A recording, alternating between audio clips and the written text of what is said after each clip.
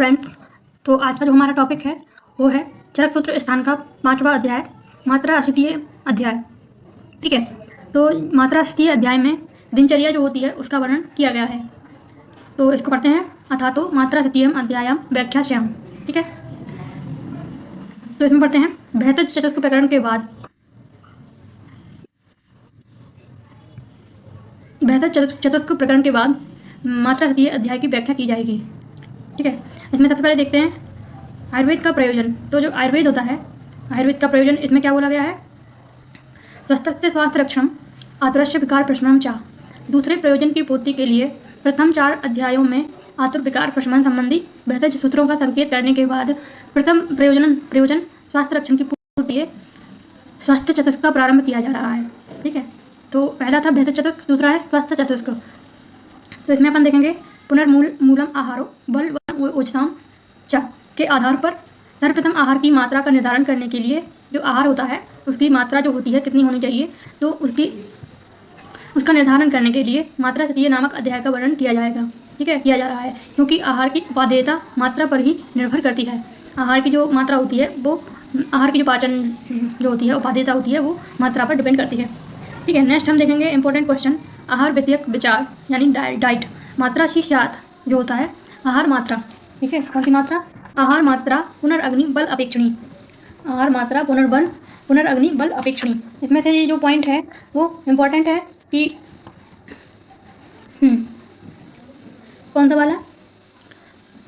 आहार मात्रा पुनर्अग्नि बल अपेक्षणी। तो जो आहार की मात्रा होती है वो किस पर डिपेंड करती है? आहार की मात्रा जो होती है वो अग्नि के बल की अपेक्षा करने वाली होती है। ये एक इम्पॉर्टेंट क्वेश्चन है।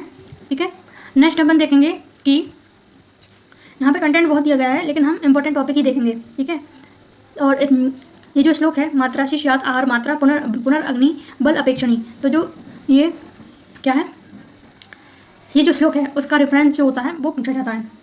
ठीक है, नेक्स्ट टॉपिक है इसमें आहार मात्रा की निश्चयात्मक विधि। आहार की जो मात्रा होती है उसकी निश्चयात्मक विधि क्या होती है? ठीक है,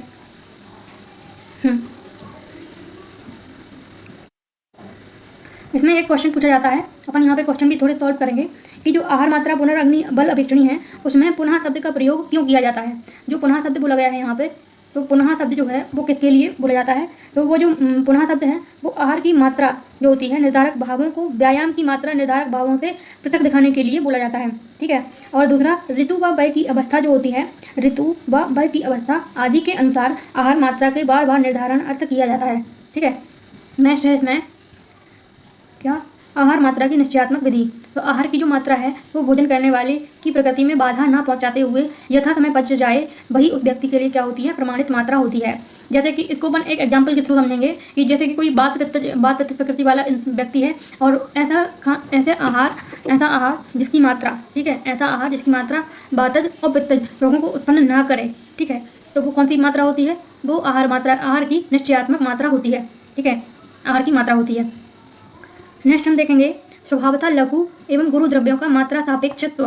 तो जो जैसे कि यहाँ पे हम पढ़ेंगे साली षष्टकम मुद्ग लाभक पिंजले ससर संभारी आदिन्य आहार द्रव्याणि प्रकृति लघुन्यापि मात्रा अपेक्षणी भवन्ति तथा पिष्टेक्षु क्षीर विकृति तिल मांस अनूप उदके पिषित आदिन्य आहार द्रव्याणि प्रकृति गुरुण्यापि मात्रा में वो अपेक्षते। ठीक है, तो इसमें क्या होता है इसकी हिंदी पढ़ के देखेंगे। इससे बहुत से क्वेश्चन जो होते हैं बनते हैं। जैसे कि अपन इसकी हिंदी पढ़ के देखते हैं। आहार द्रव्यों में जो साली चावल होता है, साली चावल 2 प्रकार के चावल होते हैं, साली चावल और साठी चावल, साठी का चावल। ठीक है, साली चावल, साठी का चावल और मूंग की दाल और लाभा पक्षी का मांस, कपिंजर गौर तितिर जो है वो चक्रपाणी ने माना है, गौरैया का मांस, एड़ जो होता है कृष्ण सार जो बोला गया है चक्रपाणी ने। एड़ किसको बोलते हैं? एड़ को हिंदी में बोलते हैं काला हिरण का मांस। शश यानी होता है खरगोश, खरे का मांस, सरम्ब यानी महासरंगी हरिण जिसे बोलते हैं चक्रपाणी ने बोला है, और सांबर मृग का मांस। ये आहार द्रव्य स्वभाव से क्या होते हैं? ये जितने भी बने पड़े हैं अभी, वो जो द्रव्य होते हैं वो स्वभाव से कहते होते हैं लघु होते हैं। लघु होने पर भी मात्रा की क्या करते हैं? अपेक्षा करते हैं। ठीक है, मोटा मोटा यदि समझना है तो अपन इस तरीके से समझ सकते हैं कि जो लघु आहार होता है यदि अधिक मात्रा में कर लिया जाए तो वो भी क्या होता है? अपत्य होता है और रोगों को उत्पन्न करने वाला होता है। ठीक उसी प्रकार जिस प्रकार से गुरु द्रव्यों को अधिक सेवन करने से रोगों की उत्पत्ति होती है। ठीक है, अब यहाँ से देखते हैं पीठी, ईख, दूध के प्रकार, गुड़, राब, दही, मलाई, रबड़ी इत्यादि, तिल, उड़द, आनूप, मांस, औदक मांस इत्यादि आहार द्रव्य जो स्वभाव से क्या होते हैं, गुरु हैं, वे भी मात्रा की ही अपेक्षा करते हैं। चाहे गुरु द्रव्य हों और चाहे लघु द्रव्य हों, दोनों क्या करते हैं, मात्रा की अपेक्षा करते हैं। किसकी? मात्रा की अपेक्षा करते हैं। ठीक है, नेक्स्ट हम देखेंगे कि लघु आहार द्रव्यों का वैज्ञानिक आधार क्या है। इसमें से असर्शन रीजनिंग क्वेश्चन पूछे जाते हैं। तो यहाँ पे जो मेन क्वेश्चन है, यहाँ पे यदि देखा जाए तो ये है कि लघु द्रव्य जो होते हैं वो उनमें कौन से गुण पाए जाते हैं। कौन से गुण होते हैं उनमें? वायु और अग्नि, वायु और अग्नि से मिलकर बने होते हैं, वो कौन से होते हैं? लघु द्रव्य होते हैं। ठीक है,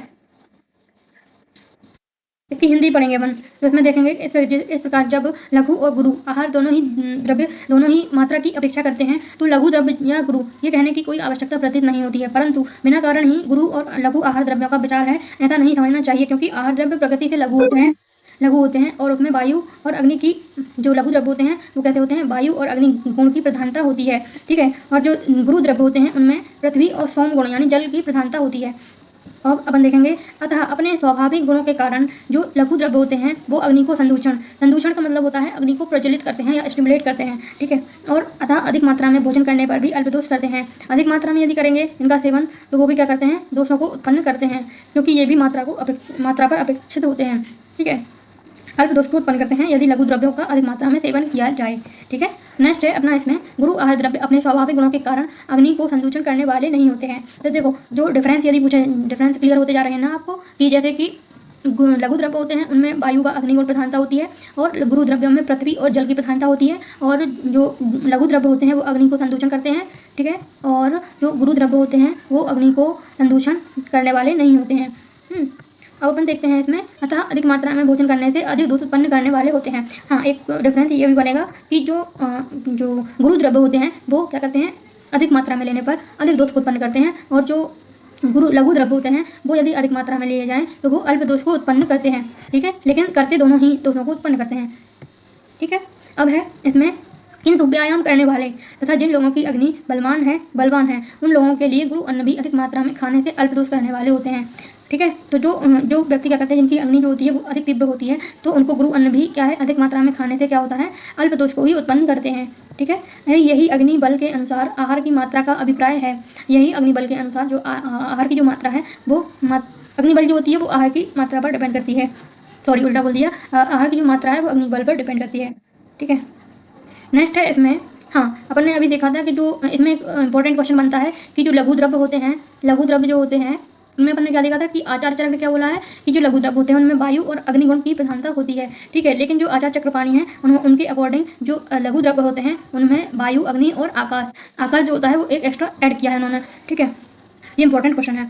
नेक्स्ट हम देखेंगे कि ना आहार मात्रा ज्ञान की आवश्यकता तथा उससे लाभ क्या होते हैं। तो जो आहार की जो गुरु द्रव्य होते हैं, इसमें जो मेन क्वेश्चन है वो ये, जैसा कि आपको दिख रहा होगा इसमें जो मार्क किया है मैंने इसमें, कि जो गुरु द्रव्य होते हैं, गुरु द्रव्य, ठीक है, तो वो क्या होते हैं? त्रिभाग सोहित्यम अर्ध सोहित्यम। ठीक है, त्रिभाग सोहित्यम अर्ध सोहित्यम, ये जो क्वेश्चन है ना वो डायरेक्ट श्लोक से ही पूछे जाते हैं शॉर्ट कोटेशन के रूप में। जैसे कि गुरु पूछ लिया जाएगा कि गुरु द्रव्य के लिए उपयुक्त तो वाक्य है, तो यहाँ पे क्या आएगा अपना? त्रिभाग सोहित्यम अर्ध सोहित्यम। ठीक है, और लघु द्रव्यों के लिए क्या बोला गया है?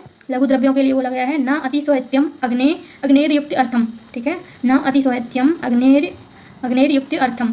ठीक है, अब इनका अपन इसका अर्थ समझेंगे। सामान्यतः गुरु और लघु आहार व द्रव्यों की मात्रा का ज्ञान जो है, गुरु और लघु आहार व द्रव्यों की मात्रा का ज्ञान अग्नि के बल पर ही हो जाएगा। तब द्रव्यों के ज्ञान की आवश्यकता क्या है? इस आशंका पर आचार्य ने बताया है कि आहार द्रव्य मात्रा की अपेक्षा नहीं करता है। यह बात नहीं समझना चाहिए, किंतु अपेक्षा करता ही है द्रव्य के अनुसार। गुरु द्रव्यों का यहाँ से इंपॉर्टेंट है, जो बनने पड़ा था ना, ये इसका श्लोक है। ठीक है, श्लोक का मीनिंग है द्रव्य के अनुसार जो गुरु द्रव्य होते हैं उनका आहार कुक्षी के 1/3 भाग जो कुक्षी जो होता है, कुक्षी अमाशय को बोला जाता है, तो जो कुक्षी जो होती है उसको 1/3 भाग या 1/2 भाग में ही लेना चाहिए।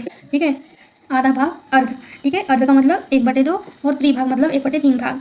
तो आहार गुरु द्रव्यों का आहार जो है वो कुक्षी के 1/3 भाग या 1/2 भाग में लेना चाहिए। लेकिन जो क्या है लघु आहार है उसको लघु आहार द्रव्यों के कुक्षी को पूर्ण रूप से नहीं भरना चाहिए। ठीक है, ना अतिस्वायत्यम ना अतिस्वायत्यम, तो ये पूछा जाता है। ना अतिस्वायत्यम का अर्थ होता है कुक्षी को पूर्ण रूप से नहीं भरना चाहिए।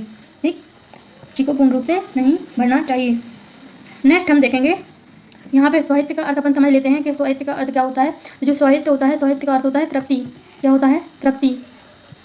साहित्य किसे बोलते हैं? तृप्ति को बोला जाता है। किसको बोला जाता है? तृप्ति। ठीक, यही सब बोला गया है, सेम टू सेम बोला गया है यही, ठीक है। लेकिन अब नेक्स्ट देखेंगे यहाँ पे मात्रा पूर्वक भोजन से लाभ क्या होता है। मात्रा पूर्वक भोजन से लाभ, इसका श्लोक पढ़ेंगे। मात्रा बद्य असनम असितः अस्तम अनुपहत्य प्रगतिम बल वर्ण सुख आयुषा योज्य युत्य उपयुक्ता आहारम अवश्यम इति। इसकी हिंदी पढ़ेंगे इस प्रकार।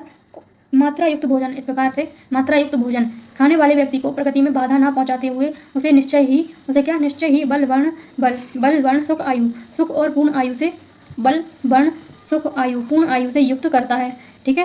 अर्थात भोक्ता यानी जो आहार को ग्रहण कर रहा है उसकी बल सुख और पूर्ण आयु से संपन्न होता है, ठीक है। नेक्स्ट टॉपिक है अपना गुरु आहार द्रव्यों के प्रयोग का विधान क्या है। तो इसीलिए इसमें पिष्टि निर्मित गुरु आहार पदार्थ चावल और पृथुक को भोजन करने के बाद कभी भी नहीं खाना चाहिए। भूख लगने पर भी योग्य मात्रा में ही खाना चाहिए, ठीक है। उसके बाद है, हाँ, यहाँ से इंपॉर्टेंट क्वेश्चन स्टार्ट हो रहे हैं। यहाँ से अभ्यास करने योग्य आहार द्रव्य। अभ्यास का मतलब होता है जो डेली रूटीन में जिनका उपयोग कर सकते हैं, डेली कंज्यूम कर सकते हैं, ठीक है। नहीं, ऐसा नहीं है, ना लगा होना चाहिए यहाँ पे। अभ्यास ना करने योग्य आहार द्रव्य हैं ये, ठीक है। यहाँ पे लिखा भी गया है, यहाँ पे देखो। बल्लूर शुष्क शाकानि सालुकानि विषानि न अभ्यसेत गौरवन मासम कृषम न उपयोजेत ना एव उपयोजित, ठीक है। तो अब बल्लूर को, ये जो बर्ड है ना, इनसे पर्टिकुलर बर्ड का मीनिंग पूछ लिया जाता है। इसका जो इंपॉर्टेंट क्वेश्चन बनता है, पर्टिकुलर जो बर्ड है उनका अर्थ ही पूछ लिया जाता है। जैसे कि बल्लूर क्या होता है, शुष्क या सूखा हुआ मांस जो होता है उसे क्या बोलते हैं, बल्लूर बोलते हैं। शुष्क शाक किसे, वो शुष्क शाक जो होता है, ठीक है। ये तो हिंदी में समझ में आ रहा है। सालुक जो होता है उसको क्या बोलते हैं, कमलकंद बोलते हैं। सालुक का हिंदी वर्ड होता है कमलकंद, ठीक है। और बिस जो होता है वो कमल या डंठल होता है, कमल का डंठल जो होता है उसमें क्या बोलते हैं, बिस बोलते हैं। इनका अभ्यास नहीं करना चाहिए। दुबले पतले पशु पक्षियों के मांस का प्रयोग सर्वथा नहीं करना चाहिए, ठीक है। अब अपन देखते हैं कि कौन कौन से हैं जिनका मन को सेवन लगातार अभ्यास में नहीं करना चाहिए। यहाँ से कूर्चिका जो होता है ना, इसका पर्टिकुलर मीनिंग पूछ लिया जाता है इंपॉर्टेंट क्वेश्चन के रूप में। जैसे कि कूर्चिका जो होती है खुरचन या मलाई जैसे बोलते हैं, या किलाट, ठीक है। किलाट है छेना को बोलते हैं, सौकर सुअर का मांस, गव्य महिषी तो गौ का मांस, भैंस का मांस, मत्स्यान मछली, दही उड़द और यव, ठीक है। दही है, उड़द है और यवक, यव नहीं है, याद रखना। ये क्या है, यवक है, ठीक है। ये यवक है, ना कि यव का सीलन अर्थात लगातार। यहाँ से ये भी याद रखने वाला है कि ये जो वर्ड है ना, ये याद रखने वाला है कि सीलन का अर्थ होता है सीलन। अचानक क्वेश्चन पूछ लेते हैं कि सीलन तो अपन एक माइंड में वो क्लिक ही नहीं करता है कि ये सीलन क्या शब्द है। तो सीलन जो होता है वो होता है लगातार सेवन नहीं करने योग्य द्रव्य, ठीक है। उसके बाद है इनका भी यदा कदा ही प्रयोग करना चाहिए। पक्वम दध्यानाम सम क्षीरम विज्ञेत दधि कूचिका। ये जो श्लोक है ना, ये श्लोक इम्पोर्टेंट है कि जो ठीक है, ये इंपॉर्टेंट इसलिए क्योंकि इसके कूर्चिका जो होती है ना, कूर्चिका, उन्होंने कूर्चिका नाम दे दिया और एक छोटा सा कोटेशन के रूप में इसको पूछ लिया जाता है कि कूर्चिका का जो अर्थ है वो क्या है। तो पक्व दध्यानाम सम क्षीरम विज्ञेत दधि कूचिका। इसी प्रकार से किलाट का भी पूछ लिया जाता है, ठीक है। नेक्स्ट है, अपन देख रहे हैं नेक्स्ट जो क्वेश्चन बनेंगे टॉपिक है तस्टिक साली मुद्गश्च तेंसो आम्लके यवान अंतरिक्ष पया तर्पी जांगलम मधु च अभिषेक। तो लगातार प्रयोग किए जाने वाले आहार द्रव्य, ठीक है। लगातार प्रयोग किए जाने वाले आहार द्रव्य। तो यहाँ पे हम देखेंगे कि तस्टिक यानी होता है साठी का चावल, ठीक है। फिर उसके बाद होता है साली यानी होती है साली धान का चावल, मुद्ग यानी मूंग की दाल, सेंधा नमक, यव जो होता है वो क्या होता है, वहाँ पर ने देखा था वो क्या था, यवक था, ठीक है। और यहाँ पे यव जो है वो क्या है, जौ का आटा है। और आकाश जल यानी अंतरिक्ष पाई जैसे बोलते हैं, आकाश जल है। और अंतरिक्ष जो है, ठीक है, आकाश का जल है। दुग्ध पाइप का मतलब होता है दुग्ध, हर्पी दुग्ध है, मधु है, घृत भी है, ठीक है। इनका अभ्यास करना चाहिए, लगातार इनका सेवन कर सकते हैं, ठीक है। नेक्स्ट टॉपिक है अपना तंच नित्यम प्रयुंजित स्वास्थ्यम येन अनुवर्तते अजातानाम विकारणाम अनुत्पत्तिकरम चाहिए। इसका क्या पूछा जाता है, रेफरेंस क्वेश्चन पूछा जाता है इसमें से। आहार द्रव्यों के प्रयोग का व्यापक सिद्धांत। ऐसे आहार द्रव्यों का नित्य सेवन करना चाहिए जिससे स्वास्थ्य का अनुवर्तन क्या हो, अनुवर्तन यानी मेंटेनेंस होता रहे। स्वास्थ्य का क्या होता रहे, मेंटेनेंस होता रहे, अर्थात स्वास्थ्य उत्तम बना रहे। जो रोग उत्पन्न नहीं हुए हैं उनकी उत्पत्ति भी ना हो, ठीक है। तो हमें ऐसे आहार का सेवन करना चाहिए जिसका रेफरेंस पूछा जाता है। ये जो श्लोक है ना, ये श्लोक ही पूछ लिया जाता है, ठीक है। नेक्स्ट है हमारा, नेक्स्ट इंपॉर्टेंट जो टॉपिक है वो है, इसमें से ये भी याद रखना है अपन को, जीवनीय या विटामिन जो होते हैं जीवनी कैसे बोला जाता है, विटामिन को बोलते हैं। जीवनी द्रव्य ए, जीवनी द्रव्य डी, ये चार्ट याद कर लेना, ठीक है। मॉडर्न फॉर्म में पूछ लिया जाता है इसको। हाँ, तो ये जो टॉपिक है अपना स्वस्थ व्रत का वर्णन, तो स्वस्थ व्रत का वर्णन जो है इसका रेफरेंस पूछा जाता है कि स्वस्थ व्रत का वर्णन कौन से अध्याय में किया गया है। तो स्वस्थ व्रत जो है उसका वर्णन जो है वो रक्तसूत्र स्थान के 5वें अध्याय में किया गया है, मात्रा तृतीय अध्याय में किया गया है। तो इसमें हम देखेंगे कार्यम अक्षय अंजन आदिकम स्वस्थ वृत्तिम अभिप्रेत्य गुणतः सम प्रवक्ष्यते। तो स्वस्थ व्रत की विधाय का प्रारंभ जो है अब सामान्य नियमों का वर्णन करने के बाद शरीर के लिए जो आवश्यक है नेत्रों के लिए अंजन आदि कार्यों का स्वस्थ व्रत के नियमों को ध्यान में रखकर गुण के अनुसार करेंगे, ऐसा आचार्य ने कहा है। तो जो टॉपिक है ना ये कि नेत्रों के अंजन का प्रयोग स्वस्थ व्रत जो है स्वस्थ व्रत जो है उसका जो स्टार्टिंग है वो यहाँ से किया जा रहा है। तो इसमें ये क्वेश्चन पूछ लिया जाता है कि कहाँ से स्टार्टिंग की गई है, नेत्रों के लिए अंजन का प्रयोग, ठीक है। तो अंजन से अपन देखते हैं। अंजन पहला टॉपिक है स्वबीर अंजन नित्यम हितम अक्षणों प्रयोजित पंचरात्रे अष्टम रात्रे बा श्रवणार्थे रसांजनम, ठीक है। तो इसमें अपन देखेंगे कि स्वबीर अंजन व रसांजन का प्रयोग, तो नेत्र के लिए हितकर जो स्वबीर अंजन का प्रयोग जो है वो नित्य करना चाहिए, ठीक है। नेत्र के लिए हितकर स्वबीर अंजन जो होता है उसका प्रयोग नित्य करना चाहिए। नेत्र से दूषित जल को निकालने के लिए 5 या 8 दिन पर रसांजन का प्रयोग करना चाहिए, ठीक है। तो इतना तो समझ में आता ही है कि स्वबीर अंजन का प्रयोग जो है वो नित्य करते हैं, जबकि जो रसायन है उसका प्रयोग 5 या 8 दिन के बीच में करते हैं, 8 दिन पर करते हैं, ठीक है। तो रसरत्न समुच्चय में स्वबीर अंजन 5 प्रकार के अंजन बताए गए हैं, जबकि आचार्य चरक ने 2 प्रकार के अंजन बताए हैं, स्वबीर अंजन और रसांजन, ठीक है। जबकि जो रसरत्न समुच्चय है उन्होंने क्या बताया है, 5 प्रकार के अंजन का वर्णन किया है, ठीक है। कौन कौन से नाम देख लेते हैं, स्वबीर अंजन, रसांजन, स्रोतोअंजन, पुष्पांजन और नीलांजन, ठीक है। स्वबीरम अंजनम प्रोक्ता रसांजनम परम स्रोतो अंजनम तद्य अन्य च पुष्पांजनकम मेव च, ठीक है। अब हम देखते हैं स्वबीर अंजन, इनके कंटेंट थोड़ा पढ़ लेते हैं। जो एमसीक्यू होते हैं उनके फॉर्म में पूछ ले जाते हैं कभी कभी। जैसे कि स्वबीर अंजन है, तो स्वबीर अंजन जो होता है उसका जो घटक होता है, ठीक है। स्वबीर अंजन का घटक क्या होता है, एंटीमनी और गंधक होता है। नेत्र के लिए यह क्या होता है, अच्छा होता है। यह सुरमा बेली आसाम से आता है, साथ में इसका लक्षण ये बोला गया है, ठीक है। रसांजन इसकी येलो ऑक्साइड ऑफ मरकरी भी कहते हैं। रसांजन को क्या कहते हैं, येलो ऑक्साइड ऑफ मरकरी भी कहते हैं, ठीक है। तो याद रखना है कि जो स्वबीर अंजन होता है उसमें क्या होता है, एंटीमनी और सल्फर होते हैं इसके घटक, ठीक है, यौगिक होते हैं।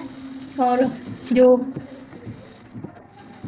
क्या होता है, हाँ, रसांजन को क्या बोलते हैं, येलो ऑक्साइड ऑफ मरकरी भी कहा जाता है। देखो इसमें अपन ने जो देखा था ना कि जो क्वेश्चन पूछा गया था, अपन ऊपर देखते हैं एक बार। स्वस्थ व्रत वर्णन में एक क्वेश्चन पूछा जाता है कि मात्रा तृतीय अध्याय में विभिन्न अंजनों का वर्णन किस निमित्त किया गया है, ठीक है, किस निमित्त या कारण पर किया गया है। तो स्वस्थ व्रत के जो नियम है, स्वस्थ व्रत के निमित्त पर जो अंजन है उनका वर्णन किया गया है, ठीक है। ये इंपॉर्टेंट क्वेश्चन था। उसके बाद है अपना जो स्वबीर अंजन है, इस पर भी ये क्वेश्चन पूछा गया है कि स्वबीर अंजन के नामकरण का आधार क्या है। तो स्वबीर अंजन के जो नामकरण है उसका आधार है सुबीरा नामक नदी से प्राप्त होता है। कौन से, सुबीरा नामक जो नदी है उससे प्राप्त होता है, ठीक है। उसके बाद है अपन देखते हैं रसांजन देख लिया था। स्रोतोअंजन, यह एंटीमनी सल्फाइड, ठीक है, वो एंटीमनी एंड सल्फर का यौगिक था। और स्रोतोअंजन एंटीमनी सल्फाइड है। बर्मा और मैसूर में थोड़ा एंटीमनी सल्फाइड प्राप्त होता है, ठीक है।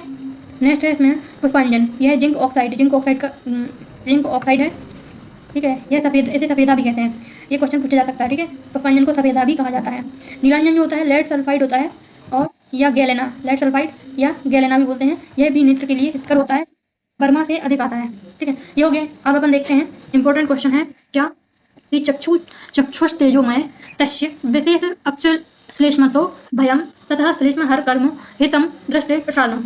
इसका जो इंपॉर्टेंट क्वेश्चन है वो यह है कि जो नेत्र है इसमें मुख्य घटक कौन सा होता है, तेज, ठीक है। और उसको सबसे ज़्यादा भय किस चीज़ से होता है, श्लेष्मा से, ठीक है।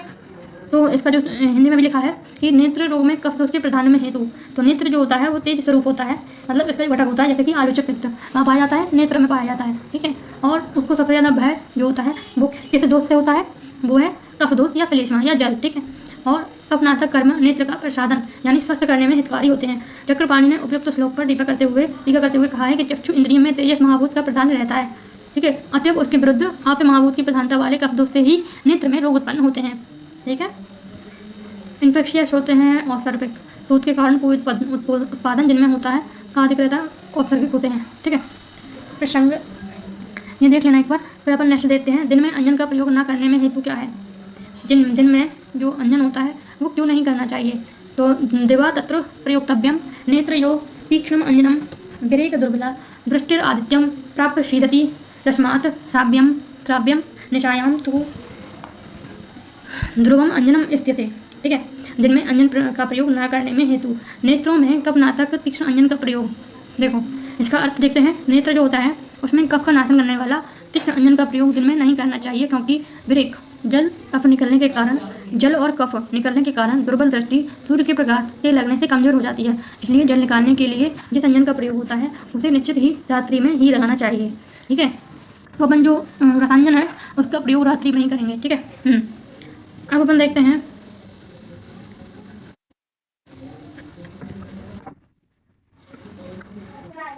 इंपॉर्टेंट जो क्वेश्चन है, अंजन से लाभ के बारे में उपमा। जिस प्रकार तेल, कपड़ा, बाल आदि के द्वारा प्रक्षालन करने से मलिन, देखो जिस प्रकार तेल है, कपड़ा है, बाल आदि के द्वारा प्रक्षालन करने से मलिन सुवर्ण आदि धातुओं की निर्मल शुद्धि हो जाती है, उसी प्रकार मनुष्यों के नेत्रों में अंजन, आच्योतन आदि के प्रयोग से दृष्टि स्वच्छ होकर स्वच्छ आकाश में चंद्रमा की तरह चमकती है।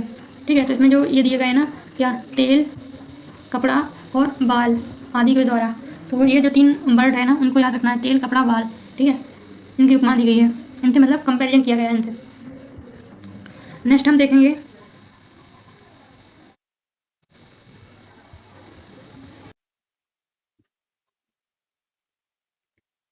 देखने वाले हैं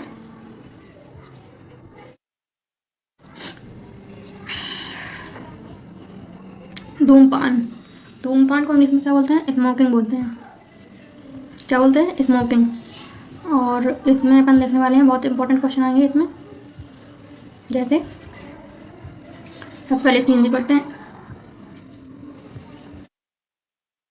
हरेणुकाम प्रियंगु चा पृथ्वीकाम केसरम नखम हीवेरम चंद्रम पत्रम त्वगेल उतीर पद्मकम ध्यामकम मधुकम मासी गुग्गुल अगरु सक्राम नक्रोध उदुम्बर अश्वत्थ प्लक्ष लोद्र त्वच सुहा। ठीक है, वन्यम सर्जरथम मुस्तम शैलेयम कमल उत्पले श्रीवेष्टकम सल्लिकम चा शूक वहर तथापि चा पृष्ठवा लिम्पेक्ष रेतिकम ताम भर्ति यव सन्निभाम अंगुष्ठ संहिताम कुर्याद अष्ट अंगुल समाम भितक शुष्काम निर्गर्भाम ताम भर्ति धूमनेत्र अर्पिता नरा स्नेह अक्तम अग्नि संप्लुष्टाम विवेक प्रायोगिकम सुखाम। ठीक है, तो अब अपन देखते हैं कि जो धूमवर्ती का निर्माण प्रयोग विधि। इसकी हिंदी पढ़ते हैं। हरेणुका को बोलते हैं प्रियंगु, पृथ्वी का काला जीरा को बोलते हैं कृष्णजीरकम। ठीक है, केसर, नागकेसर, नख, चंदन, तेजपत्र, दालचीनी, छोटी इलायची, खस, पद्मक, ध्यामक, सुगंध तृण, गंध तृणम चक्रपाणी के अनुसार, मधुक, मुलैठी को बोलते हैं, जटामांसी, गुगलू, अगर, सरकरा, अच्छे बरगद की छाल, गूलर की छाल, पीपल की छाल, पाकड़ की छाल, लोध की छाल, और बन्य किसे बोलते हैं, केवटी मोथा, केवर्त मस्तकम चक्रपाणी के अकॉर्डिंग, सर्जरस, राल जिसे बोलते हैं, नागरमोथा, शैले, छड़ीला को बोलते हैं, कमल, नीलकमल, श्रीवेष्टक, गंध बेहोजा, सल्लकी, कुंदरू को बोलते हैं, सुखवर, ग्रंथि, पर्णकम चक्रपाणी के अकॉर्डिंग। इन सभी औषधियों को पीसकर एक सरकंडे के ऊपर लपेटकर, जो कि आकार की सरकंडे की जो एक लकड़ी लेते हैं उसके ऊपर लपेटकर, जो कि आकार की, बीच में मोटी और आदि अंत में पतली, मतलब बीच में मोटी होती है और आदि अंत में, स्टार्टिंग और लास्ट में क्या होती है, पतली होती है। अंगूठे के समान मोटी होती है। ठीक है, 8 अंगुल लंबी होनी चाहिए। ठीक है, बर्ती बनानी चाहिए। छाया में रखने पर जब बर्ती सूख जाए तो सींग को निकालकर धूम में, घृत में, तेल आदि से आर्द्र कर धूम नेत्र सिगरेट होल्डर में रखकर अग्नि से जलाकर इस सुखकारी प्रायोगिक धूम का सेवन करना चाहिए। तो जो प्रायोगिक धूम होता है उसमें यदि देखा जाए, प्रायोगिक धूम की यदि बात की जाए तो उसका जो धूमनेत्र की लंबाई कितनी होती है, धूमनेत्र की लंबाई होती है इसमें 8 अंगुल। कितनी होती है, 8 अंगुल होती है। ठीक है, नेक्स्ट हम देखेंगे इसमें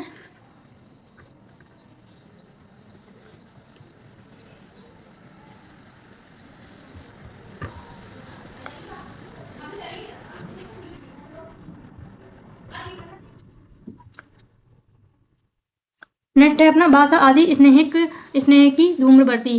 तो बासा, घृत, मधु, मधुइक्ष, अष्टे, युक्ति, युक्तेर, वर औषधे।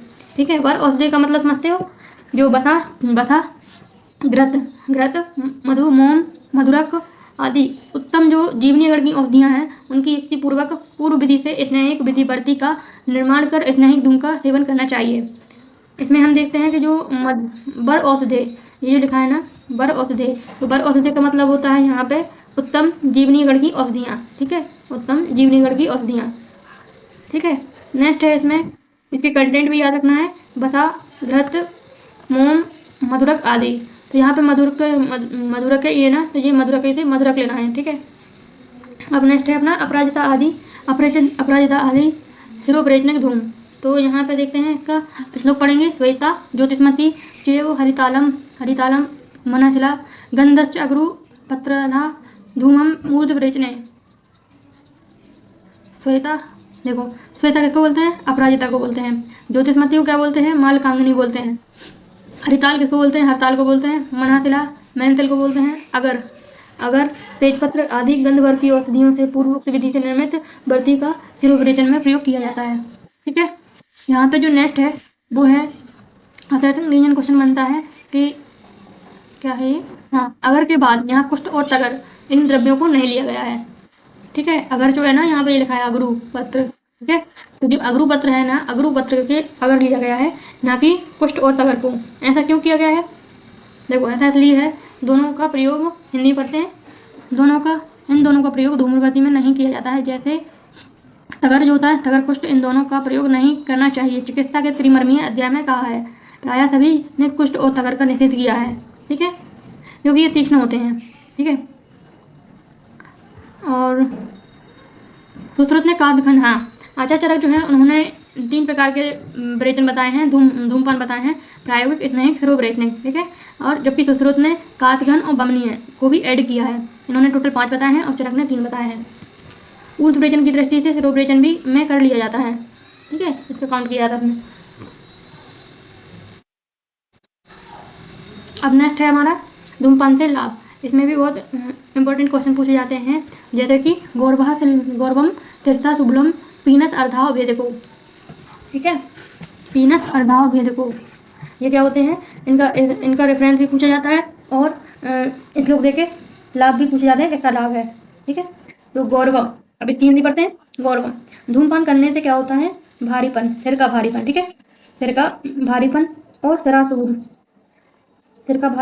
सरासुर, पीनस और अर्धाभेदक, हेमिक्रेनिया,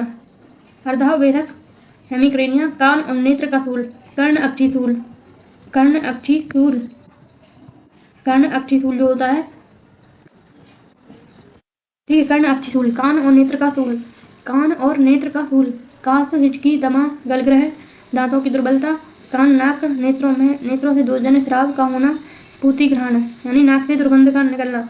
ठीक है, आशगंध, फाउल स्मेल ऑफ माउथ, दांत का शूल, अरोचक, अनुग्रह, मन्याग्रह, कंडू, कृमि रोग, मुख का पीला होना, मुख से कफ का स्राव होना। ठीक है, स्वरभेद, गलसुंडी, उपजीविका। देखो यहाँ पे जो टैग लगे हैं ना वो इम्पोर्टेंट है, जैसे कि गलसुंडी, उपजीविका, इनमें क्या है? ठीक है, गलसुंडी, उपजीविका, खालित्य है, केसों का पीला होना, केसों का गिरना। ठीक है, यहाँ पे आया होगा, हाँ ये है खालित्य, पिंजरत्व, पीला होना, केसाना पतनम, केसों का गिरना। इन तीनों में क्या है? अपन को धूमपान से लाभ होता है। छींक आना, अधिक तंद्रा होना, बुद्धि। ठीक है, इसमें क्या होते हैं? अपन इसको धूमपान कराते हैं और ये जो व्याधियाँ हैं वो नहीं होती हैं। अब अपन देखते हैं इसमें, तो इसमें जो मेन टॉपिक थे वो कौन कौन से थे? ये ऊपर वाला श्लोक, ये वाला। ठीक है, और इसमें ये खालित्य, पिंजरत्व, चा, केसानाम, पतनम तथा, और यहाँ पे गलसुंडी उपजीविका। ठीक है, नेक्स्ट है इसमें प्रायोगिक धूमपान के 8 कालों का वैज्ञानिक आधार। तो 8 काल कौन कौन से होते हैं? डायरेक्ट याद करते हैं इसको। प्रायोगिक धूमपान के 8 काल बताए गए हैं, क्योंकि धूमपान से बात कफ का निर्हरण किया जाता है। ठीक है, क्योंकि धूमपान से क्या होता है? धूमपान से बात कफ का निर्हरण किया जाता है। निम्नलिखित 8 कालों में ही बात और कफ का उत्क्लेश या प्रकोप होता है। वे 8 काल ये हैं, कौन कौन थे? जैसे कि स्नान करने के बाद, तो अपन एक डेली रूटीन थे, इनको याद रख सकते हैं। जैसे सबसे पहले क्या होता है, जब हम क्या करते हैं, सबसे पहले अपन दातुन करते हैं, तो दातुन करने के बाद, ठीक है, नहीं यहाँ से स्टार्ट करते हैं, निद्रा से उठने के बाद, ठीक है, निद्रा से उठने के बाद। अब यहाँ पे क्वेश्चन क्या पूछा जाएगा, वो पूछेंगे कि निद्रा से उठने के पूर्व, ठीक है, जैसे ये निद्रा से उठने के बाद, निद्रा से उठने के पूर्व, ठीक है, तो ये ऐसे क्वेश्चन पूछे जाएंगे। तो सबसे पहले अपन क्या करते हैं, निद्रा से उठते हैं, उसके बाद क्या करते हैं हम, उसके बाद हम दातुन करते हैं, ठीक है, तो सेकंड नंबर पर दातुन से हो गया। फिर उसके बाद है अंजन, ठीक है, अंजन करते हैं, फिर उसके बाद स्नान करते हैं, फिर उसके बाद भोजन करते हैं, ठीक है, भोजन करते हैं। उसके बाद जैसे किसी का यदि वो चल रहा हो ट्रीटमेंट, तो उसमें नष्ट कराते हैं, वमन कराते हैं, चीख आने के बाद, ठीक है, ये अपन ऐसे कोरिलेट करके याद रख सकते हैं।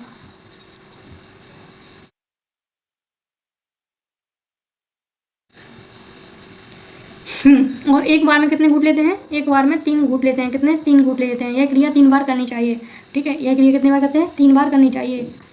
इस प्रकार कुल कितने घूंट होते हैं, घूंट को क्या बोलते हैं, अपान बोलते हैं, ठीक है, क्या बोलते हैं, अपान।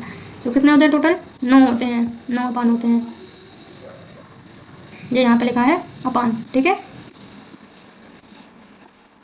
अब नेक्स्ट है यहाँ पे हमारा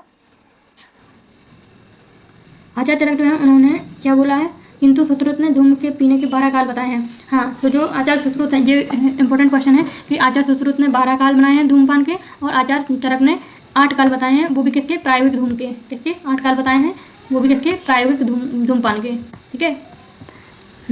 और आचार्य सुश्रुत ने कितने बताए हैं, 12। कौन धूम कितनी बार पीना चाहिए, ठीक है, परम द्विकाल पाई त्यादहन्य कालेतु बुद्धिमान प्रयोगे स्नेह के तो एकम वैच्यम त्रिचतु पिबेत। यद्यपि धूम पीने के उपयुक्त 8 काल बताए गए हैं, धूम पीने के कितने काल बताए गए हैं, 8 काल बताए गए हैं, तथापि दिन के इन कालों में प्रायोगिक धूम केवल 2 बार लेते हैं, प्रायोगिक धूम जो होते हैं केवल 2 बार लेते हैं, ठीक है। प्रायोगिक जो धूम होते हैं वो कितने लिए जाते हैं, 2 बार। स्नेहिक धूम 1 बार लिया जाता है, और ब्रेचनिक धूम जो होता है, ब्रेचनिक जो धूम होता है वो 3 या 4 बार लिया जाता है, ठीक है। तो प्रायोगिक, स्नेहिक और ब्रेचनिक, तो 2, 1, 4 या 3, ठीक है, इस प्रकार से याद रख सकते हैं।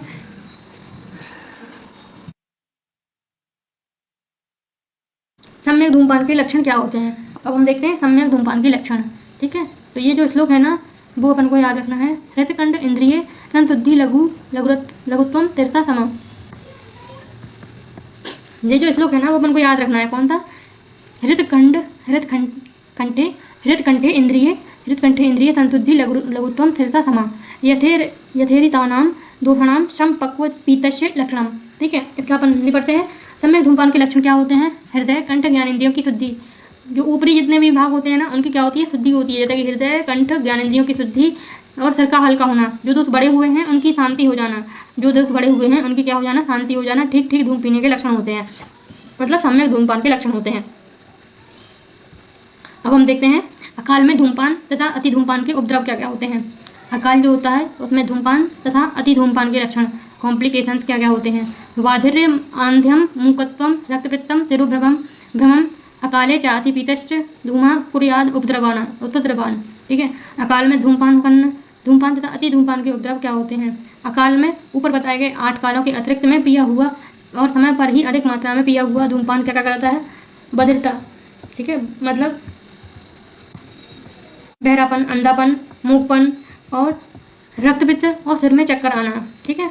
सुश्रुत ने अकाल में पिए गए धूम से होने वाले 2 प्रकार बताए हैं। अकाल पीतम कुरुते ब्रह्मोषा शिरोजा घ्राण स्रोत अक्षी जिभान उपघातम च दारुणम, तथा अतियोग के उपद्रव इस प्रकार हैं। तालुगल शोष परिताह पिपासा मूषा।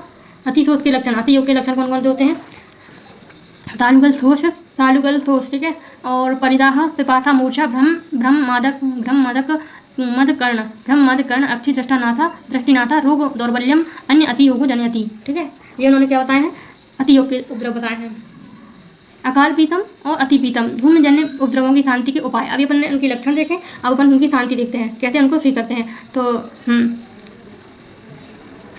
तत्रेष्टम तर्पितः पानम नावन अंजनम तर्पणम।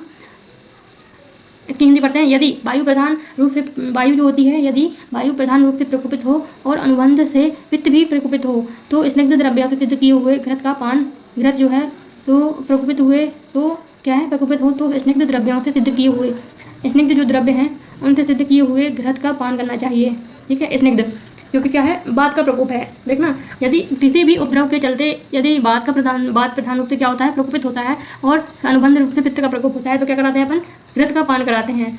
ठीक है, घृत का पान कराते हैं, नश्य कराते हैं और अंजन।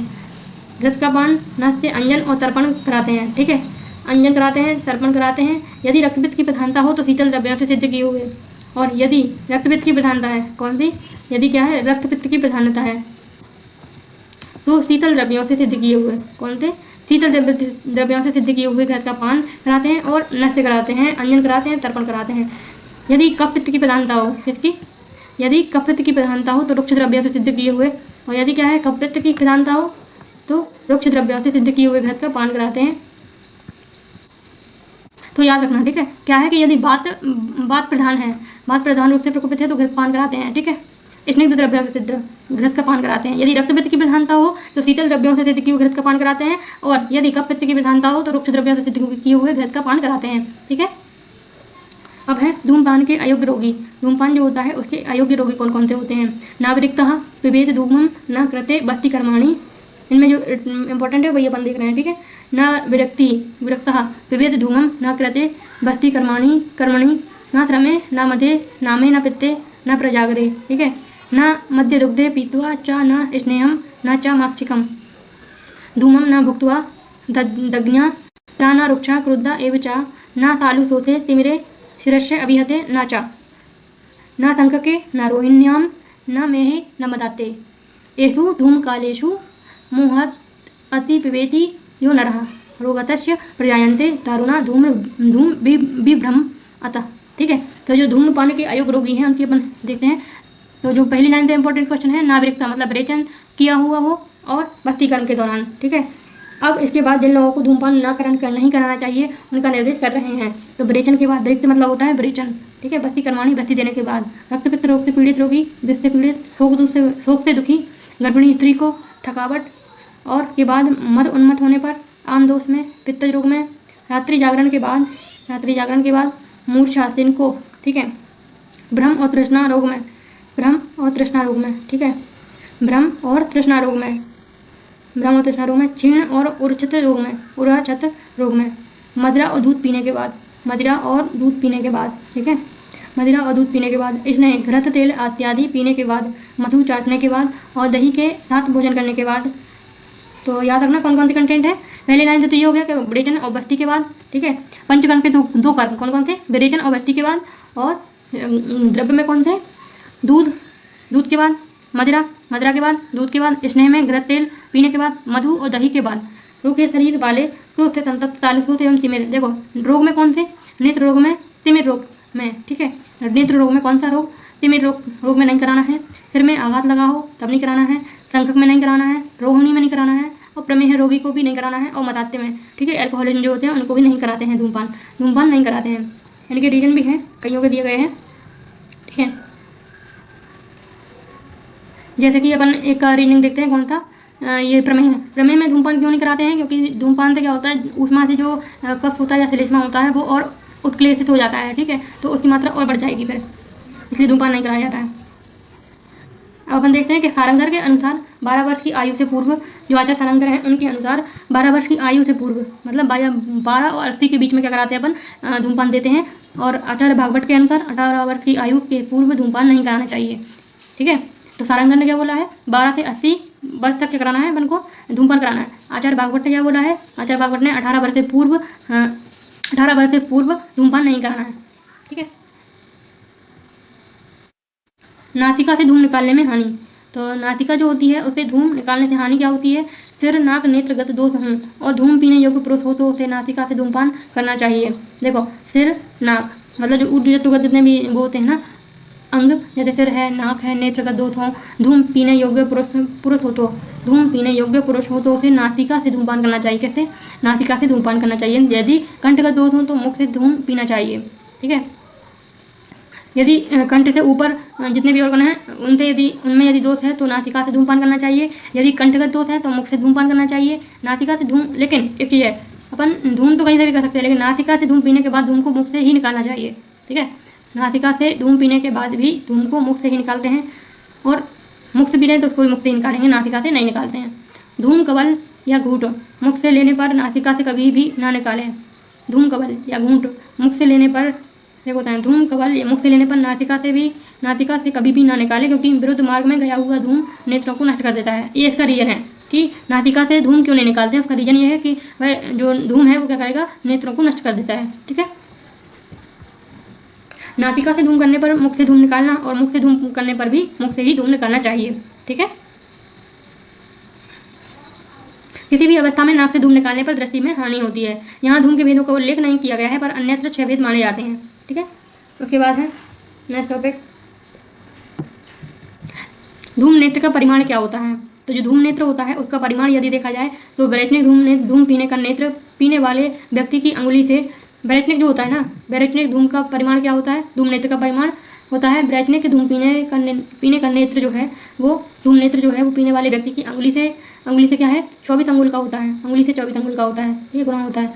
स्नायिक धूमपान के लिए 32 अंगुल का, और प्रायोगिक धूमपान के लिए ब्रेचनिक से 1.5 गुना या 36 अंगुल। ठीक है, तो जैसे मैंने सीक्वेंस याद किया था ना, प्रायोगिक, स्नायिक और ब्रेचनिक, तो जो प्रायोगिक धूम नेत्र का जो प्रमाण है वो क्या है, प्रायोगिक का है 36 अंगुल या ब्रेचनिक से 1.5 अंगुल। ठीक है, का 1.5 अंगुल। और प्रायोगिक स्नायिक का कितना होता है, 32 अंगुल। स्नायिक धूम नेत्र का प्रमाण होता है 32 अंगुल, और सबसे लास्ट में ब्रेचनिक जो होता है उसका होता है 24 अंगुल। 36, 32 और 24 अंगुल। ठीक है, और जो धूम नेत्र होता है, धूम नेत्र जो होता है देखो होता है, धूम नेत्र का जो क्या है, अग्रभाग होता है, वो उसका प्रमाण कितना होता है, कुल अस्थि के बराबर होता है। यानी कुल अस्थि किसे बोलते हैं, बेर की गुठली को बोलते हैं। जैसे यहाँ पे लिखा है कि बेर त्रिकोश फालितम कुल अस्थि अग्र प्रमाणितम। ठीक है, ये जो अग्र कुल अस्थि अग्र प्रमाणितम बोला गया है उसमें उसका मतलब यही होता है। ठीक है, और एक चीज़ और है कि धूम नेत्र जो होता है वो सीधा होता है, रिजु का मतलब होता है सीधा। ठीक है, यहाँ पे कोमल लिख दिया गया है, लेकिन यहाँ पे सीधा होना चाहिए था। ठीक है, रिजु का अर्थ सीधा होता है, सीधा या मतलब एक लंबाई में होता है, टेढ़ा मेढ़ा नहीं होता है। ठीक है, उसके बाद है जो धूम नेत्र होता है वो त्रिकोश फलितम, मतलब त्रिकोश वाला होता है, 3 कोश वाला होता है आचार्य चरक के अकॉर्डिंग। ठीक है, जो धूम नेत्र होता है वो 3 कोश वाला होता है, लेकिन आचार्य चक्रपाणी के अनुसार जो धूम नेत्र होता है वो त्रिपर्व वाला होता है। कितना होता है, त्रिपर्व वाला होता है। ठीक है, यहाँ का इंपॉर्टेंट क्वेश्चन हो गया है। उसके बाद अपन देखते हैं नेक्स्ट, धूम नेत्र से पान में लाभ क्या होता है, मतलब धूम नेत्र से यदि अपन धूम पान करते हैं तो उससे क्या लाभ होते हैं। मात्रा और नियत काल पर पिया गया धूम इन नलियों से में दूर से निकले हुए 3 कोषागार पर्वों में कमजोर होकर मतलब कम वेग वाला हो जाता है। नेत्र में क्रमशः पतला हो जाता है, अतः पीने पर इंद्रियों में किसी प्रकार की कोई बाधा नहीं होती है। किसी प्रकार की कोई बाधा नहीं मतलब किसी प्रकार की क्षति नहीं होती है इससे। ठीक है, क्योंकि जो धूम नेत्र, जैसे धूम नेत्र की लंबाई इतनी ज़्यादा होगी ना, तो उससे क्या होता है, जो धूम का जो धुआं होता है वो उतना ही कम वेग से अंदर जाता है, और कम वेग से जाएगा तो उसकी तीव्रता भी कम होगी और उसकी उष्णता भी कम होगी, जिससे वो अन्य ऑर्गन को मतलब ऑर्गन को क्या करेगा, क्षति नहीं पहुँचाएगा। ठीक है, अब है उचित धूमपान के लक्षण। उचित धूमपान जो होता है उसके लक्षण कौन कौन से होते हैं। जैसे इसकी वो पढ़ते हैं, यदा च उरश्च कंठश्च तिरश्च लघुताम व्रजेत कपश्च तनुताम प्राप्तम सुप्रीतम धूमम आदि चेत। ठीक है, धूम पीने के बाद जब उरह प्रदेश, कंठ और सिर हल्का हो जाए और कफ तनु हो जाए तो धूम उचित मात्रा में पिया गया है, ऐसा समझना चाहिए। धूम पीने के बाद देखो होता है, धूम जो होता है पीने के बाद जब उरह प्रदेश यानी उर, ठीक है, कंठ और सिर हल्का हो जाए। उचित धूमपान के लक्षण क्या होते हैं। धूम पीने के बाद जब उरह प्रदेश मतलब कौन, जो अपना बक्ष वाला भाग होता है ना, वो उरह प्रदेश और कंठ, सिर, ये 3 नाम याद रखना अपन को मेनली। ठीक है, उरह प्रदेश, कंठ और सिर हल्का हो जाए तथा कफ तनु हो जाए तो उचित मात्रा में पिया गया है, ऐसा समझना चाहिए। धूमपान के अयोग्य लक्षण क्या होते हैं। अयोग्य लक्षण मतलब धूमपान सम्यक रूप से नहीं हुआ है, ऐसा उसके लक्षण क्या क्या होते हैं पढ़ते हैं। अविशुद्ध स्वरो यस्य कंठश्च सा कफो भवेत स्मितो मस्तकश्च एवं पीतम धूमम आदि चेत। यदि धूमपान करने के बाद भी रोगी का स्वर शुद्ध ना हो, कंठ में कफ भरा हो, सिर जकड़ा हुआ हो तो समझना चाहिए। देखो फिर वही चीज़ें आ गई ना, मतलब स्वर क्या हो, शुद्ध ना हो, कंठ में कफ भरा हो और सिर जकड़ा हुआ हो तो धूमपान उचित मात्रा में नहीं हुआ है, ऐसा समझना चाहिए। ठीक है, और धूमपान का अतियोग। ठीक है, धूमपान के अब देखते हैं अतियोग के लक्षण, मतलब धूमपान क्या हो गया, अधिक मात्रा में हो गया है तो फिर उसके लक्षण भी आते हैं। जैसे इसकी वो पढ़ते हैं, तालु मूर्धा चा कंठश्च शुष्यते परितप्यते त्रश्यते मुह्यते जंतु रक्तम चा स्रवते अधिकम शिरश्च भ्रमते अत्यर्थम मूर्छा चास्य उपजायते इंद्रियाण्य उपतप्यन्ते धूम अत्यर्थम निषेविते। ठीक है, तो इसमें अपन देखते हैं, इसका हिंदी पढ़ते हैं। धूमपान का अतियोग होने से क्या होता है? तालु, सिर और कंठ शुष्कता। देखो, यदि अधिक मात्रा में क्या होगी, धूमपान कर लिया तो उससे क्या होगी? उष्णता उत्पन्न होगी। उष्णता से क्या होगा? जो वहाँ का जो कफ होता है वो सूख जाएगा। ठीक है, तो वहाँ पे क्या होगी? अधिक प्यास लगेगी, और अधिक प्यास लगेगी, दाह होगी, यानी जलन भी होगी। उसमें क्या होगा? शुष्कता, कंठ में शुष्कता होगी, कंठ में क्या होगी? शुष्कता होगी, और दाह होगा, जलन होगी। ठीक है, प्यास में वृद्धि होगी, क्या होगी? प्यास में वृद्धि होगी।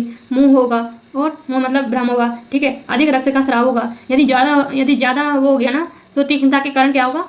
रक्त का इंटरनल ब्लीडिंग भी हो सकती है, और अत्यधिक स्राव, भ्रम, मूर्छा, संपूर्ण ज्ञानेंद्रियों कर्मेंद्रियों में विकलता भी उत्पन्न होने लगती है। ठीक है, नशे से लाभ क्या होते हैं यदि देखा जाए? तो नशे से लाभ यदि देखा जाए तो ये भी इंपॉर्टेंट क्वेश्चन है।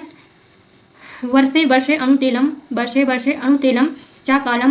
च कालेषु त्रिषु न चरेत प्रावट शरद बसंतेषु गतमेघे नभस्थले नश्य कर्म यथा कालम यो यथा उक्तम निषेविते न तस्य चक्षुर्न घ्राणम न श्रोतम उपहन्ते न स्युः श्वेता न कपिला केशा श्रम अश्रुणु व पुनः नाचाकेता प्रमुच्यन्ते वदन्ते चावितेते मन्य स्तंभः शिरशूल अर्धितम हनुसंग्रह पीनस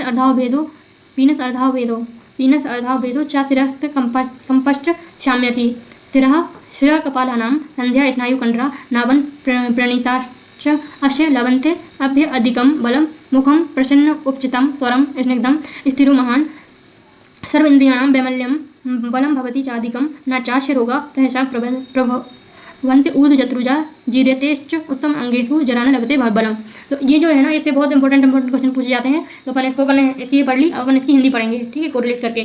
तो प्रतिवर्ष मतलब प्रतिवर्ष, वर्षे, प्रति का मतलब होता है वर्ष, और वर्षे अणुतेलम। ठीक है, प्रतिवर्ष, वर्षे मतलब प्रतिवर्ष अणुतेल जो होता है। अब यहाँ पे अपन देख रहे हैं अणुतेल से क्या कराया जाता है? नश्य नावन कराया जाता है। ठीक है, जहाँ कालेषु त्रिषु न चरेत। तो इसमें अपन देखते हैं प्रावट शरद बसंतेषु।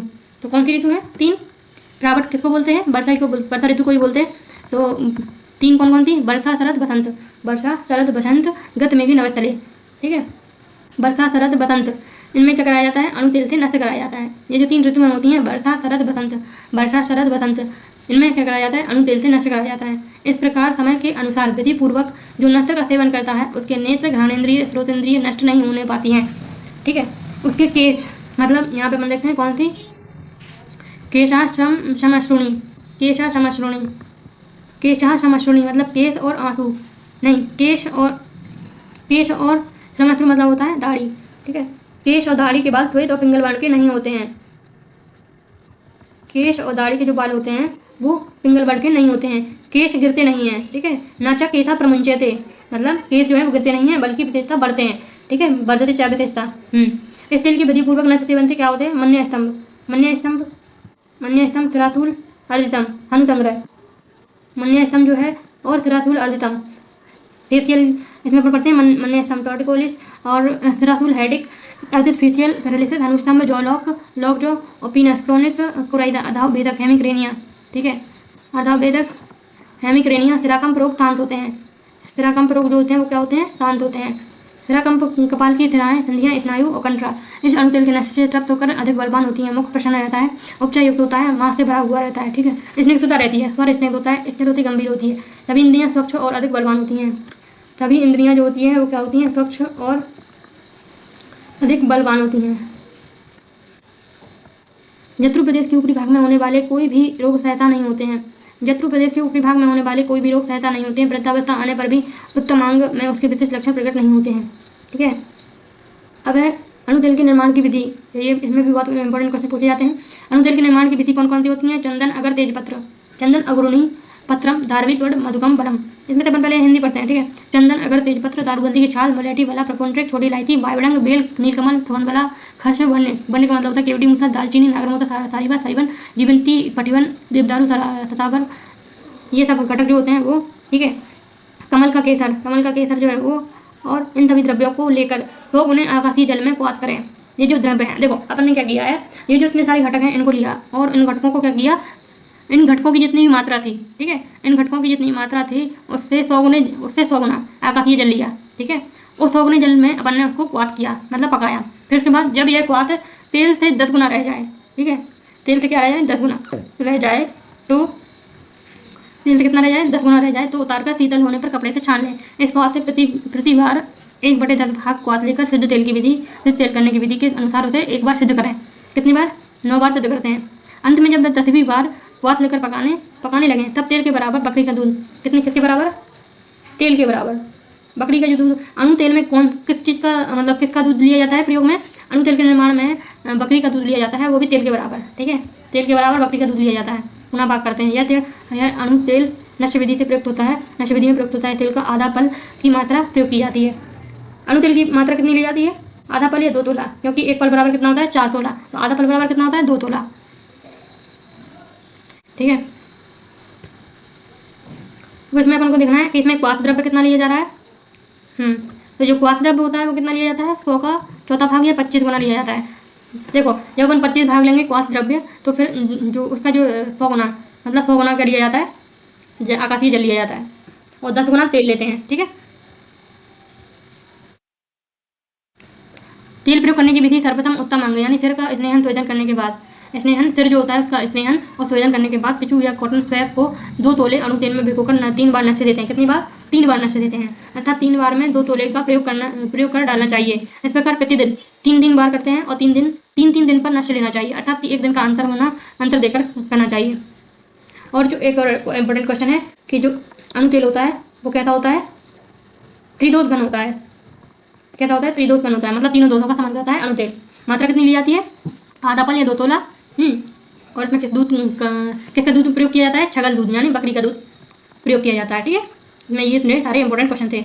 अब इसका चार्ट देखते हैं, जैसे कि 1 2 3, फिर 1 दिन का गैप करते हैं, फिर 1 2 3 मतलब पहले दूसरे तीसरे दिन तक देते हैं, फिर उसके बाद चौथे दिन गैप करते हैं, फिर उसके बाद 5वें 6वें 7वें दिन फिर से नशे देते हैं, फिर उसके बाद 8वें दिन क्या करते हैं? गैप करते हैं। इस प्रकार से 1 2 3 दिन तक क्या करते हैं? नशे देते हैं, और फिर उसके बाद 1 दिन का गैप करते हैं। ऐसे कितनी बार? 7 बार देते हैं। ऐसे कितनी बार करते हैं? 7 बार करते हैं। नशे देने के लिए कितनी की आवश्यकता होती है? 13 दिन की आवश्यकता होती है। ऐसे कितने होते हैं? 13 दिन हो जाते हैं।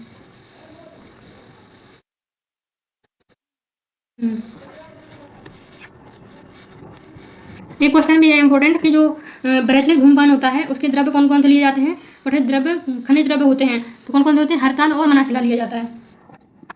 कौन से में? ब्रजनिक धूमपान में। और हाँ, एक क्वेश्चन और है कि जो धूमपान है, धूमपान के एक काल में धूम के कितने अपान और कितनी आवृत्ति होनी चाहिए?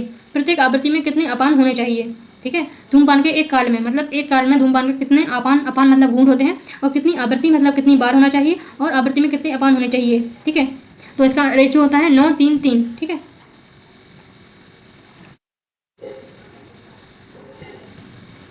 ठीक है, उसके बाद है अपन देखते हैं नेक्स्ट।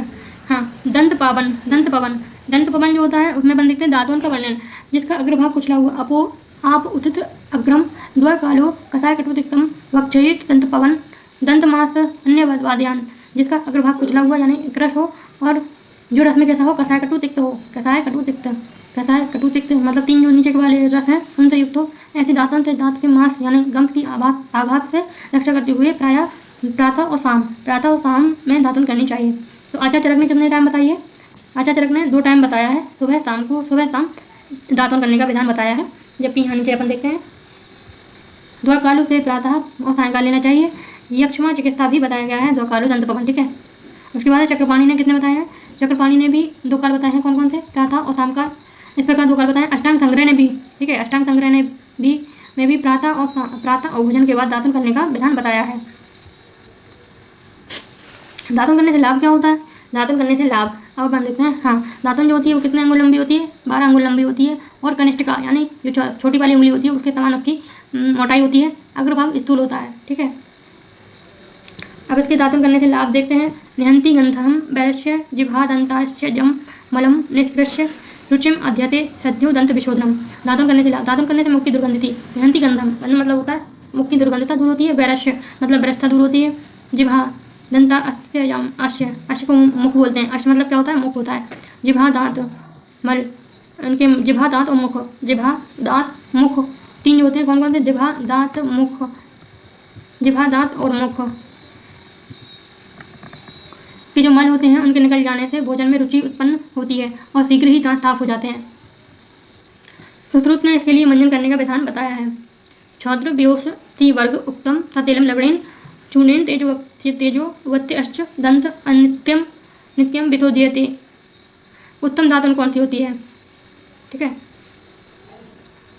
अर्क और मदार जो होता है उसको माना गया है। अर्क किसका होता है? पर्याय। अर्क होता है मदार का, अर्क जो होता है वो मदार का क्या होता है? पर्याय होता है। करंज करवीर अर्क मालती, ठीक है, करंज करवीर अर्क मालती ककुब अश्ना सस्यन्ते दंत पवने ये चाप्य गोविंदा द्रुमा। उत्तम दातुन करंज कनेर मदार मालती अर्जुन असन इन्हीं के समान अन्य वृक्ष दातुन के लिए उत्तम होते हैं। ठीक है, सुश्रुत में दांतों संबंधी विशेष वर्णन इस प्रकार मिलता है। द्वादश अंगुल होती है, वो कनिष्ठ का परिणाम होती है। ठीक है, निम्ब में ये अपन उसमें ही पढ़ेंगे सुश्रुत संहिता में। निम्ब जो होती है वो तिक्त रस प्रधान होती है और खजर कसाय रस प्रधान होती है। मधुर रस प्रधान होती है। करंज होती है वो कटु रस प्रधान होती है। ठीक है, हाँ, और अष्टांग हृदय जो है उन्होंने बोला है अष्टांग हृदय के अनुसार किन वृक्षों की दातुन का प्रयोग नहीं करना चाहिए। ठीक है, अष्टांग संग्रह के अकॉर्डिंग किन वृक्षों की दातुन का उपयोग नहीं करना चाहिए? श्लेष्मातक, अरिष्ट, विभीतक, धव, धनुजन, बिल्व, अजुल, निगुंडी, हिग्रू, तिलबक, दुकान। ठीक है, इनकी नहीं करनी चाहिए। जिह्वा निर्लेखन का वर्णन उससे लाभ। जिह्वा निर्लेखन का वर्णन तथा उससे लाभ। जिह्वा के मैल को निकालने के लिए जिह्वा निर्लेखन यानी टंग स्क्रैपर, ठीक है, किससे बनी होती है? सुवर्ण रूप्य ताम्राणी त्रिपुर इतिम अयानी चा। ठीक है, इसकी हिंदी पढ़ते हैं। जिह्वा के मैल को निकालने के लिए जिह्वा निर्लेखन यानी टंग स्क्रैपर सोना चांदी तांबा रागा, ये मेटल के नाम याद रखना है ना, कौन कौन थे?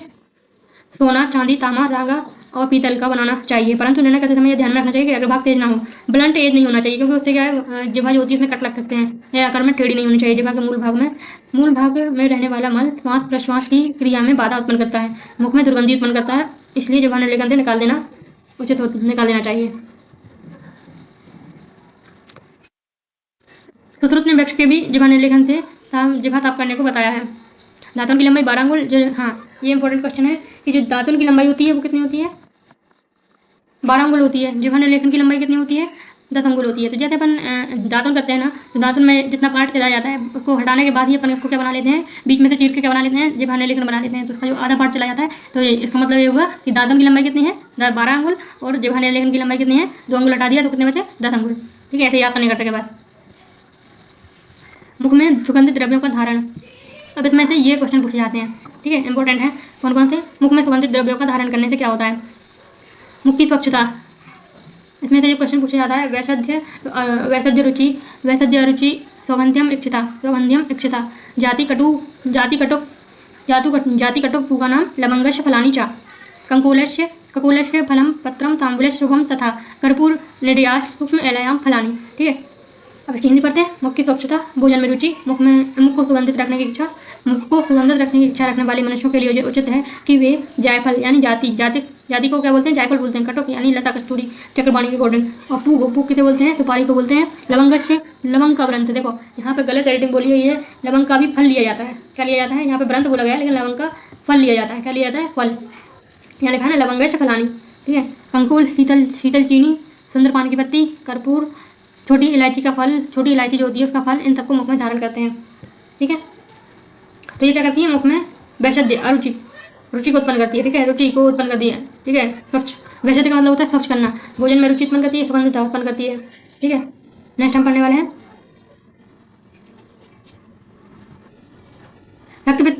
रक्तपित्त छक्षीण। इसमें क्या लिखा है? रक्तपित्त छक्षीण निर्नाम मूर्छा परिति नाम सूक्ष्म दुर्बल्यम अत्यनाम न हिता चा आश्य शोषिणाम। सुश्रुत चिकित्सा कौन थी? सुश्रुत चिकित्सा स्थान के 24वें अध्याय में बोला गया है। यद्यपि जायफल आदि का सेवन अलग अलग किया जा सकता है, यद्यपि जो जायफल आदि का सेवन अलग अलग किया जा सकता है, परंतु केवल सुपारी का सेवन स्मृति ग्रंथों में अनुचित बताया गया है। ठीक है, सुपारी जो होती है उसका सेवन स्मृति जो ग्रंथ है उनमें अनुचित बताया गया है। ये क्वेश्चन पूछा जा सकता है। सुपारी का सेवन केवल स्मृति ग्रंथों में अनुचित बताया गया है, मतलब नहीं करना चाहिए। स्नेह गंडू से लाभ क्या होता है? अब अपन देखते हैं गंडू। तो हन्वोर बलम स्वरबलम बदन उपचय परम स्यात् परम चा रसज्ञानम अन्य चा रुचिरुत्तमा न चास्य कंठस्रोतः त्यान्न औष्ठयो स्फुटानां भद्यम भयम न च दंता क्षयम यान्ति तृणमूला भवन्ति च न तुल्यन्ते च अम्लेन हृष्यन्ति भक्ष्यन्ति च। ठीक है, इसका अपन हिंदी पढ़ते हैं।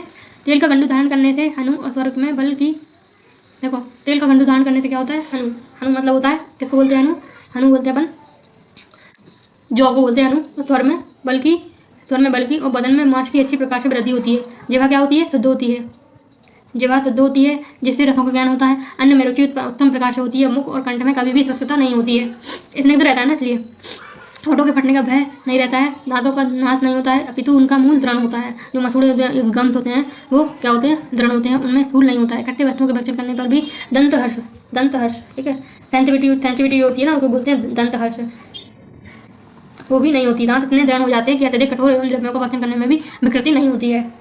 ठीक है, ये लाइन इंपॉर्टेंट है इसमें। नाचा दंता क्षयम यान्ति तृणमूला भवन्ति च, ये किसका लक्षण है, यस्नि गंडूस के धारण करने के लक्षण है। यह गंडू जो होता है वो 4 प्रकार का होता है। गंडू कितने प्रकार का होता है, 4 प्रकार का। स्नेहिक समन शोधन रोपण। गंडू कितने प्रकार के होते हैं, 4 प्रकार के। स्नेहिक समन शोधन रोपण।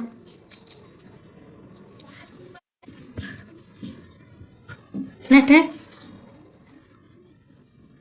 गंडूस का सेवन 5 वर्ष की अवस्था से लेकर मृत्यु पर्यंत किया जा सकता है। ये टाइम पीरियड है, मतलब गंडूस का धारण कब तक किया जाना चाहिए, 5 वर्ष से लेकर मृत्यु पर्यंत तक करना चाहिए, मृत्यु तक कर सकते हैं। धारयन्ते पंचदश पंचमा वर्षाद गंडूस कबलाय धारण कर सकते हैं। गंडूस तब तक धारण करना चाहिए जब तक नेत्र और नासिका से जल का स्राव ना होने लगे।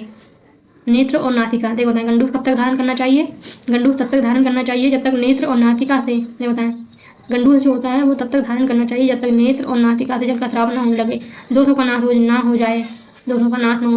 भातज मुख रोगों में और स्वस्थ अवस्था में स्नेह और गंडूस लेना हितकर होता है, सुश्रुत ने भी कहा है। ठीक है, सदा सिर पर तेल धारण करने से क्या होता है, सदा सिर पर तेल धारण करने से जिन व्यक्तियों का सिर स्नेह से सदा आर्द्र रहता है उसे सिर की पीड़ा कभी नहीं होती है। ठीक है, और खालित्य, न पालित्य न केता प्रपतंती, मतलब न खालित्य होता है, खालित मतलब होता है बाल्डनेस, मतलब बाल्डनेस नहीं होती। पालित मतलब होता है असमय बालों का श्वेत ना होना, और ना कैसा प्रपतंती मतलब बाल में गिरते नहीं है। ठीक है, और बलम सिरा कपालाराम विशेषण अभिवर्धते, सिर कपाल में अधिक रूप से बाल की वृद्धि होती है। केश का मूल दृढ़ होता है, केश का जो मूल होता है वो दृढ़ होता है, बाल अधिक बढ़ते हैं और सदा काले रहते हैं। इंद्रियां जो होती हैं वो प्रसन्न रहती है। मुख की त्वचा में कांति बढ़ती है, मुख की जो कांति होती है, त्वचा जो होती है उसमें कांति बढ़ती है। मस्तक पर तेल मर्दन करने से सुखपूर्वक निद्रा आती है। ठीक है, फिर उसके बाद अपन देखते हैं न कर्ण रोगा बात उत्था न मन्य हनु संग्रह न उच्चय श्रुति वाधुर्यम ध्यान्य नित्यम कर्ण तर्पणात्। सदा कान में तेल डालने से क्या होता है, सदा नित्य कानों में तेल छोड़ने से बातजन्य कान के रोग नहीं होते हैं। मन स्तंभ हनुस्तंभ रोग में भी लाभकारी होता है। और सुनने उच्च स्वर से कहे गए शब्दों को सुनना, बाधिर शब्दों को सर्वथा न सुनना नहीं होता है। ठीक है, धारेत पूर्णम कर्णे कर्णमूलम विमर्दयन रुजा। सुश्रुत ने भी तेल डालने का गुण इस प्रकार बताया है, हनुमन्या सरा कर्ण शूलधन कर्णपूर्ण। शरीर में तेल मर्दन, देखो होता है, शरीर जो होता है उसमें तेल मर्दन की प्रशंसा। शरीर में तेल मर्दन जो होता है उससे क्या होता है, भविष्य उपांग दक्षष्ट दृढ़ क्लेशहो यथा। तेल मर्दन से चर्म जो होती है, चर्म और उपांग, यानी उपांग तेल डालने से गाड़ी के पहिए, जिस प्रकार गाड़ी के पहिए अच्छे मजबूत उक्लेश है यानी कार्य करने में रगड़ में समर्थ होता है, उसी प्रकार शरीर भी तेल मर्दन से दृढ़ और सुंदर होता है। उपमा दी गई है यहाँ पे। ठीक है, गाड़ी के पहिए थे। गंडूस का सेवन 5 वर्ष की अवस्था से लेकर मृत्यु पर्यंत किया जा सकता है। ये पेज कैसे आएगा,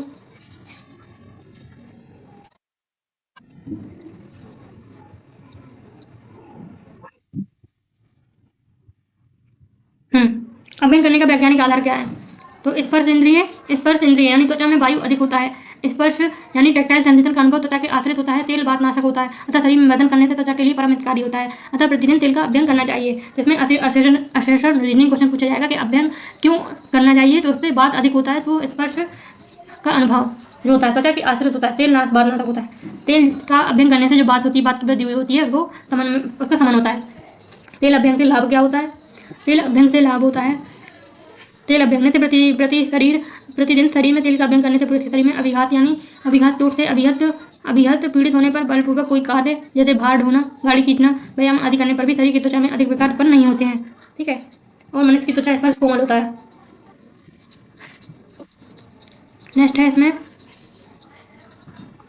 इस प्रकार प्रत्येक मनुष्य के लिए स्नेह का अभ्यंग करना लाभकर बताया गया, परंतु रोग अनुसार कुछ व्यक्तियों के लिए स्नेह मर्दन निषेध किया गया। तो कौन से व्यक्ति हैं? तरुण, जर्य, जीर्णे च नाभ्यतभ्यो कथंच तथा विरिक्तो बातंच निरूढ़ो यश मानवा। ठीक है, इनमें नहीं करना चाहिए। पैरों में तेल मर्दन, पैर जो होते हैं उनमें तेल मर्दन से लाभ क्या होता है? तो खरत्वम स्तब्धता, खरत्वम स्तब्धता, एक मिनट,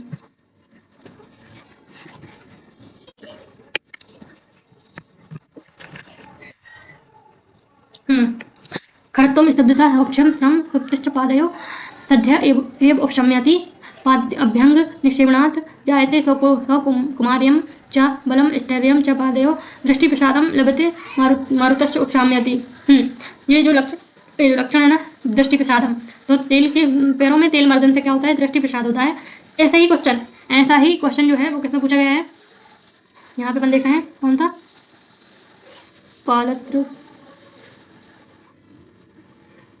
कौन सा? एक मिनट, हाँ, पादत्र का मतलब होता है जूते या खड़ाई पहनना। तो उसमें क्या होता है?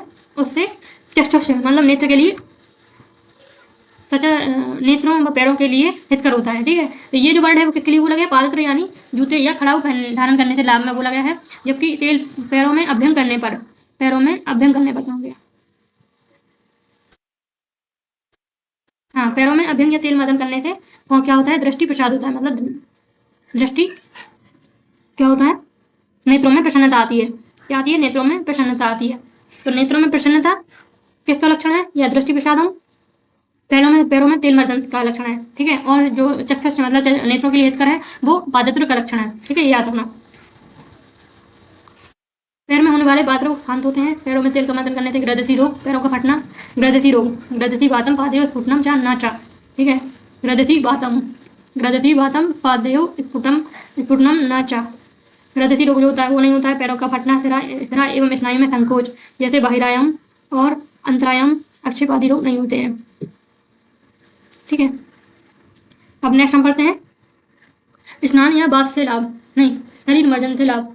शरीर मार्जन, तो दौर्गंध्यम, गौरवम, तंद्रा, मलम आरोचकम वेद विवस्ताम हंति शरीर परिमार्जनम। ठीक है, स्पंजिंग से लाभ क्या होता है? जल से भीगे हुए बस्ते से शरीर का शुद्धि, दुर्गंधि, गुरुता यानी भारीपन, तंद्रा, खाद, मैल आदि, भोजन में अरुचि, पसीने की दुर्गंधि, अधिक पसीना निकलने से शरीर की विवशता नष्ट हो जाती है। ठीक है, तो कंडुमल अरुचकम ये जो लक्षण है, और विवशता, ये नोट डाउन करना। और क्या कहते हैं, किसका लक्षण है? ये शरीर मार्जन का, स्पंजिंग से लाभ का।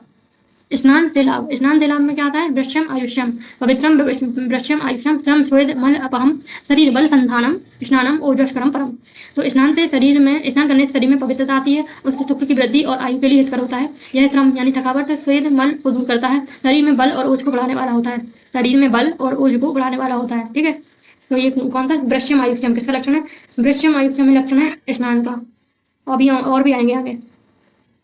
ठीक है, स्वच्छ वस्त्रों के धारण करने से लाभ, स्वच्छ वस्त्र जो होते हैं उनके धारण करने से लाभ क्या होता है?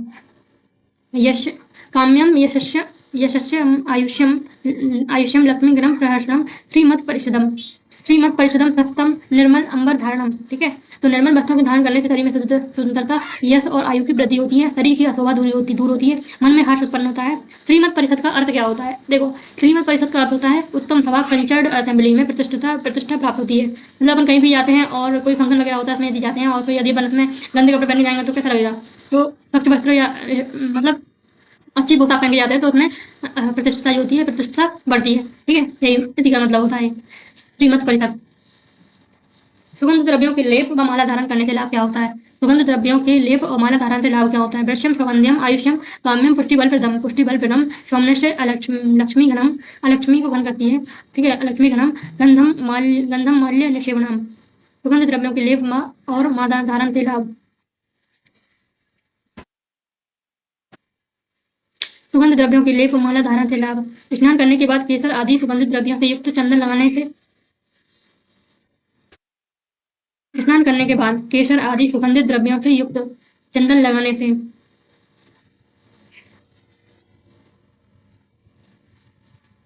स्नान करने के बाद केसर जो होता है, स्नान करने के बाद केसर आदि सुगंधित द्रव्यों से युक्त चंदन लगाने से और सुगंधित पुष्प मालाओं के धारण करने से शरीर में भ्रष्टता, कामोद्दीपन आदि और सुगंधी बढ़ती है, आयु का हित होता है, सुंदरता बढ़ती है, शरीर की पुष्टि व बल की वृद्धि होती है, शरीर की क्या होती है, पुष्टि होती है, सौम्नस्य लक्ष्मीगणम, ठीक है।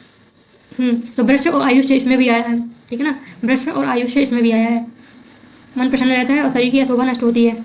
रत्न और आभूषण धारण करने से लाभ, रत्न और आभूषण धारण करने से लाभ क्या होता है, रत्न और आभूषण धारण करने से लाभ क्या होता है, धन्यम मंगलम आयुष्यम श्रीमद व्यसनम सूदनम हर्षणम काम्य ओजस्यम रत्न भरण धारणम, ठीक है, रत्न भरण धारणम।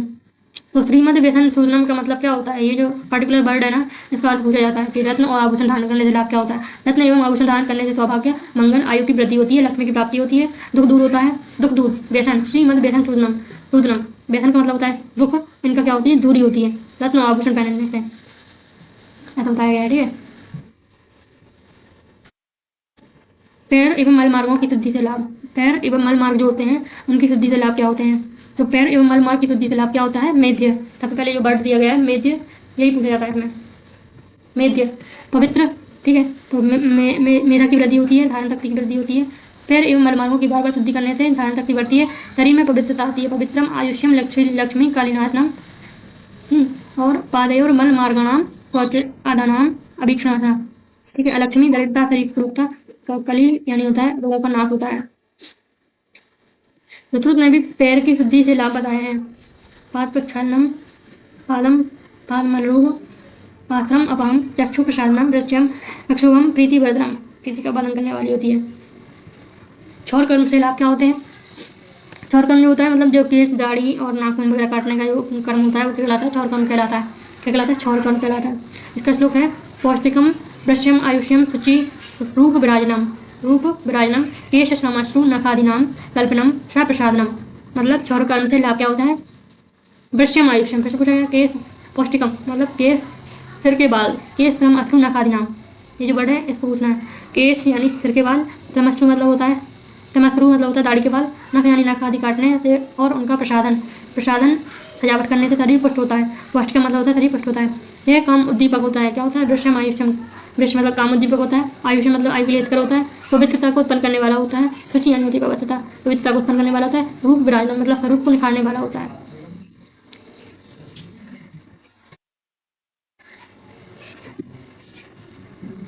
नेक्स्ट है अपना जूते या खड़ाऊ पहनने से, जूते या खड़ाऊ, ठीक है, पादत्र धारण करने से लाभ क्या होता है, पादत्र धारण करने से लाभ होता है चक्षुष, ये अपन ने देखा था ना, उसमें था दृष्टि प्रसादनम, पैरों में अभ्यंग करने से, मतलब पैर जो होते हैं उनमें अभ्यंग करने से क्या लाभ होता है, उसमें था दृष्टि प्रसादनम, और जूते या खड़ाऊ पहनने से पैर में क्या होता है, चक्षुष होता है, मतलब दृष्टि नेत्रों के लिए हितकर होता है, ठीक है, ये डिफरेंस है दोनों में।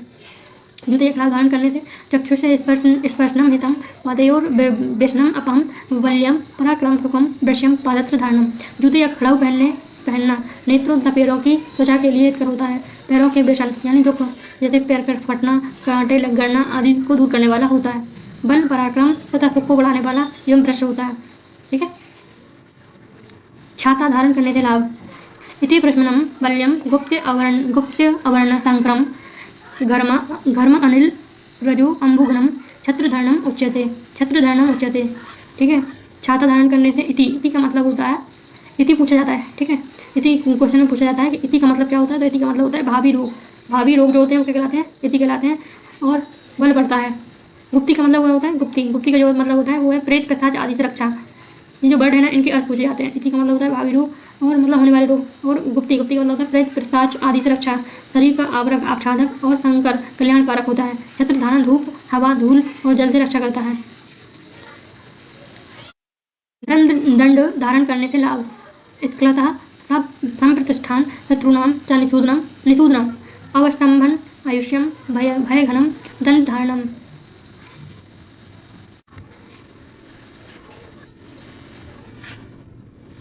ठीक है।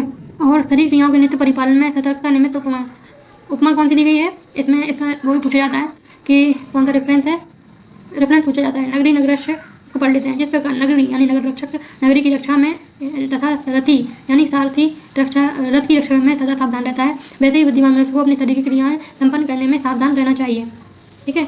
नगर और रथ दो उदाहरण रोगों के अभ्यंतर एवं बाहर दोनों दोषों की दृष्टि से दिए गए हैं, ठीक है।